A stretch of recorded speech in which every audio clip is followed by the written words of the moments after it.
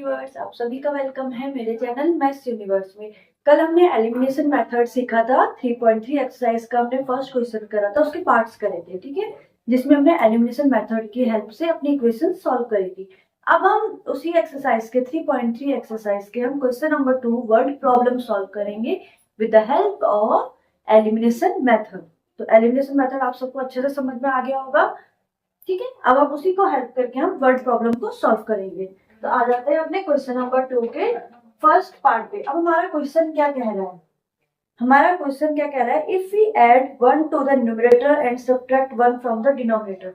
सबसे पहले तो आप समझ जाओ इसमें फ्रैक्शन है, ठीक है। तो लेट कर लिया मैंने, अगर अब फ्रैक्शन है इट मींस लेट न्यूमरेटर कितना, न्यूमरेटर को ले लिया x एंड डिनोमिनेटर ले लिया y। अब इसमें numerator and denominator it means fraction है, तो फ्रैक्शन किस फॉर्म में हो गई, x बाय y के फॉर्म में। क्यों हुआ, क्योंकि न्यूमरेटर बाय डिनोमिनेटर होता है, तो सिंपल x बाय y। अब क्वेश्चन क्या था, सबसे पहले हमें 1 अगर हम ऐड करें न्यूमरेटर के साथ एंड 1 सब्ट्रैक्ट करें डिनोमिनेटर के साथ, it means according to question numerator के साथ अगर हम 1 ऐड कर दें और डिनोमिनेटर के साथ अगर हम 1 माइनस कर दें, a fraction reduced to 1, it becomes 1 by 2 if we only equal to 1। तो सिंपल सी बात है, यहाँ पे क्रॉस मल्टीप्लाई कर लो। तो इक्वेशन क्या बनी, x plus 1 is equal to y minus 1, cross multiply हो गया। सो हमारी इक्वेशन आ गई है x minus y is equal to -1 -1। So हमारी इक्वेशन क्या बन गई है, -2। ये आ गई हमारी इक्वेशन फर्स्ट।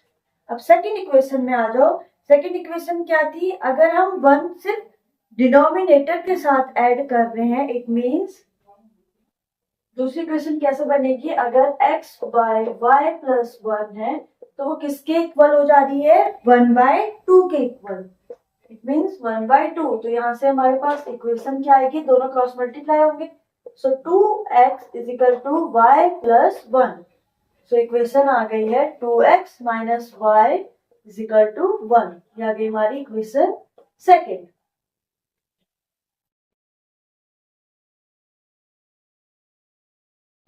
ये इक्वेशन आ गई है हमारे पास,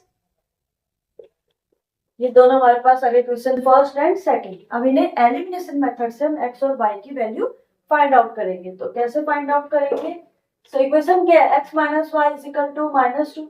सबसे पहले माइनस वाई कॉमन है तो कैंसिल आउट कर लेते हैं, it means x minus y is equal to -2 by 2x minus y is equal to 1, ठीक है। y कॉमन है ना, तो plus minus minus cancel out, minus कितना हो जाएगा, x is equal to minus minus का प्लस, इट मींस 3। तो x की वैल्यू कितनी आ गई है, 3।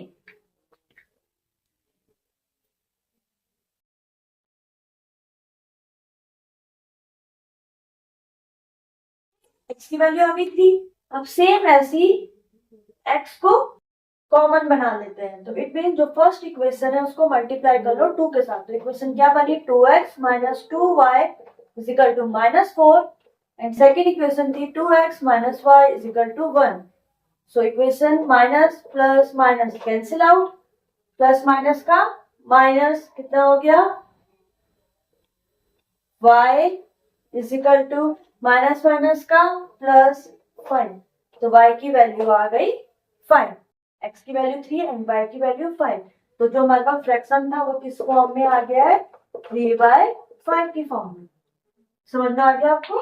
सेकंड पार्ट हमारा क्या कह रहा है, 5 years ago, एगो वर्ड जहां यूज होगा वहां क्या कहा जाता है, हमेशा माइनस।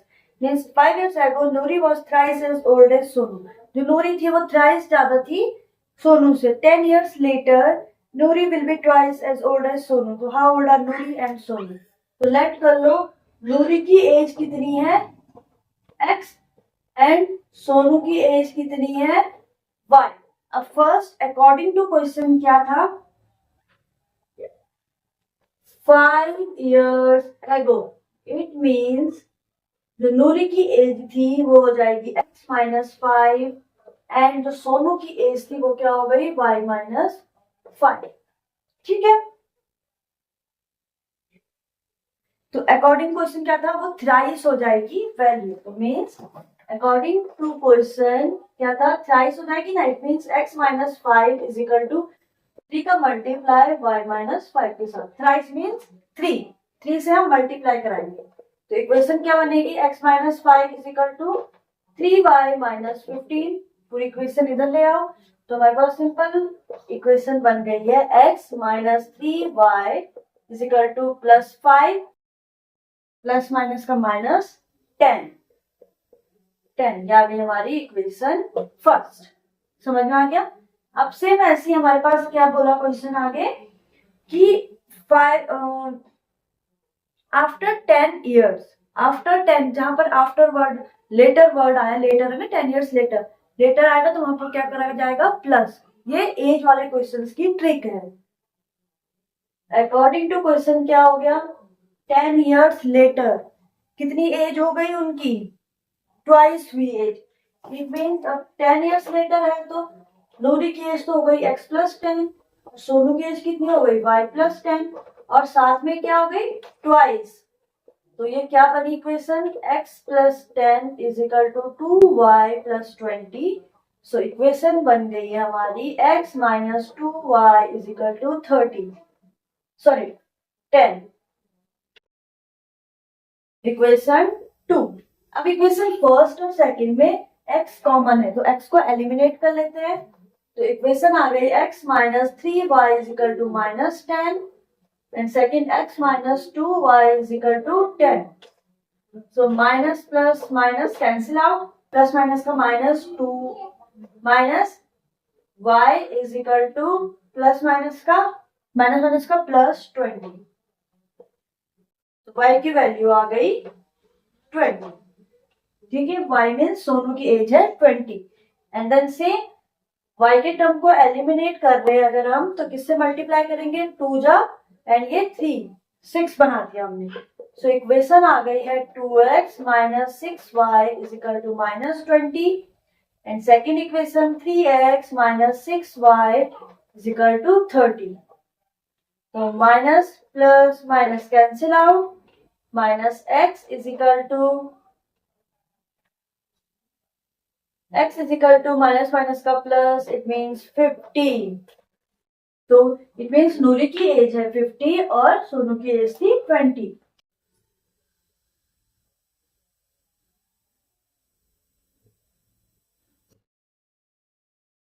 ये था हमारा सेकंड क्वेश्चन। अब जो इसका थर्ड पार्ट है, the sum of the digits of a 2 digit number is 9। तो लेट कर लो फर्स्ट नंबर x है, 2 डिजिट नंबर है, इट मीन्स 10 हमारे पास क्वेश्चन में आएगा। 2 डिजिट नंबर बोला ना तो सबसे पहले प्लेस लेट कर लो, 1 प्लेस को x ले लो एंड 2 सेकंड प्लेस को ले लो y। ठीक है, देन दो नंबर क्या बनेगा, 9 टाइम्स दिस नंबर, वो 9 टाइम्स है दिस नंबर। अब 10y प्लस x, 10y क्यों आया समझाती हूँ।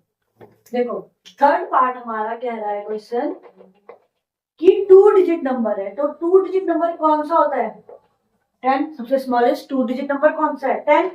तो सिंपल सी बात है, हमने लेट कर लिया वंस प्लेस पे, वंस प्लेस की वैल्यू को ले लिया हमने x एंड 10 प्लेस की वैल्यू को ले लिया हमने y। अब 10 प्लेस में इट मींस 10 डिजिट, सॉरी तो क्या ले लिया y, तो ये क्या बन गया 10y।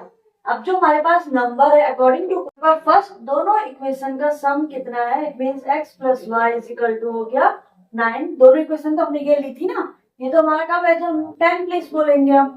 ठीक है, तो x plus y is equal to 9 ये आई हमारी फर्स्ट इक्वेशन। एंड देन आगे क्वेश्चन क्या कह रहा है हमारा, also 9 times this number is twice the number obtained by reversing the order of the digit। तो इसका मतलब क्या हो रहा है, यहां से इक्वेशन आई हमारे पास 10y प्लस एक्स। ठीक है, दोनों का सम 9 था।